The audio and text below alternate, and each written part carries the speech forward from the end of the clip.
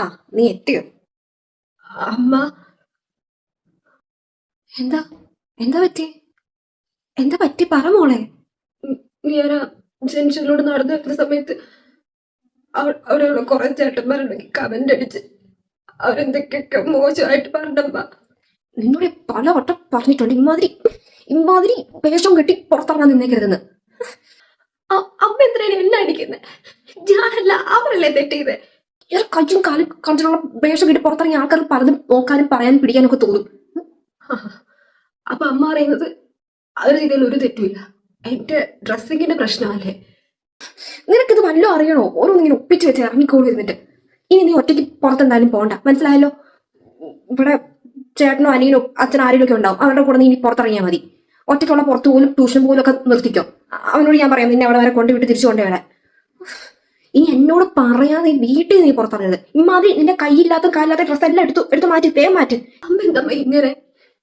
ഞങ്ങൾ പെമ്പിള്ളേർ എന്തെങ്കിലും പ്രശ്നം ഉണ്ടായിരുന്നു വീട്ടിൽ വന്ന് പറഞ്ഞാൽ ഉടനെ പറയും ഇത് നീ പുറത്തിറങ്ങണ്ട. ഞങ്ങൾ പുറത്തിറങ്ങാതിരുന്ന ഇവിടുത്തെ എല്ലാ പ്രശ്നവും തീരുമോ?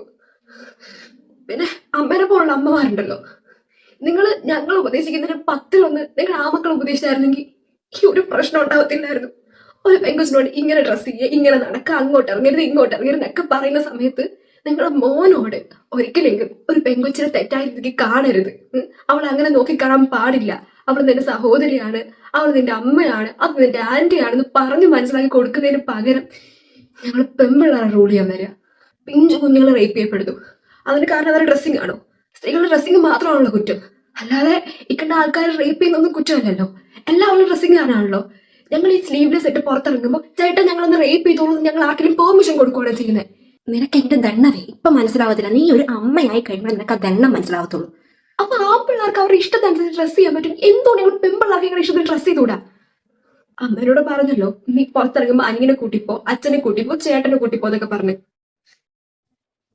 4ാം ക്ലാസ്സിൽ പഠിക്കുന്ന ആ ചെറിയ ചെറുക്കൻ, അവനാണ് രക്ഷിക്കാൻ പോകുന്നത്. ആൺതുണ. എനിക്ക് അവന്റെ പകുതി ആരോഗ്യമെങ്കിലും അവനുണ്ടോ? എന്നിട്ട് അവൻ വന്ന് ആരെങ്കിലും മുഖത്തിലേക്ക് എന്ത് രക്ഷിക്കൂ? എന്താണെങ്കിലും ആൺതുണയാണല്ലോ. ഇങ്ങനെ വീട്ടിൽ വന്ന് എന്തെങ്കിലും പ്രശ്നം ഉണ്ടെങ്കിൽ പറഞ്ഞ അത് നമ്മുടെ മണ്ടേ കൊണ്ടിരുന്ന് അറിയുന്നുണ്ടാ പല പെൺപിള്ളേരും വീട്ടിൽ വന്ന ഒരു കാര്യം പറയാണ്ടായത്. എന്നിട്ട് അവസാനം എന്തെങ്കിലും പറ്റിക്കുമ്പോഴോ എന്നോട് പറഞ്ഞുകൂടായിരുന്നോ മോളെ എന്ന് കിടന്ന് ചോദിച്ച് നെഞ്ചത്തടി നിലവിളി നടത്തും. ഞങ്ങൾ ഓരോ സങ്കടങ്ങളൊന്ന് പറയുന്നത് ഞങ്ങളെ രക്ഷിക്കും, ഞങ്ങൾക്ക് വേണ്ടി എന്തെങ്കിലും ചെയ്തു തരുമെന്ന് ഓർത്തിട്ട, അല്ലാതെ ഞങ്ങളിങ്ങനെ കുറ്റം പറഞ്ഞ് തല്ലി അടിച്ചമർത്തൊരു മൂലെ കൊണ്ടിടുമെന്ന് വിചാരിച്ചല്ല. ഒരു കാര്യം ഞാൻ പറയാം, ഞാൻ ഒരിക്കലും ഇങ്ങനെ ഒരു അമ്മയായിരിക്കത്തില്ല.